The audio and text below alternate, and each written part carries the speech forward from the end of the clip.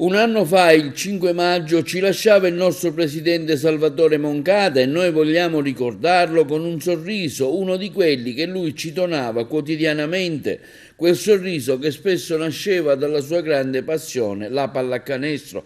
Questo quando comunicato dalla società Fortitudo Moncada. Non c'era altro modo di omaggiarlo se non giocando a pallacanestro al Pala Moncada e coinvolgendo i giovani del futuro, i cestisti del domani e chissà che prima o poi qualcuno di loro non indossi la casacca della prima squadra della Fortitudo Agrigento. Sabato dalle 16:30 alle 18:30 si svolgerà il primo memorial dedicato proprio a Salvatore Moncada, un torneo dedicato ai piccoli cestisti che vanno dai 5 ai 14 anni.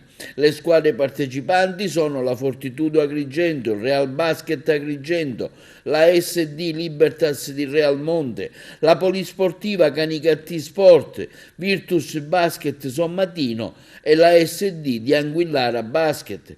All'ingresso ci sarà anche una mostra fotografica sulla storia della Fortitudo che durerà fino alla fine della partita contro il Rimini che si giocherà appunto domenica alle ore 17.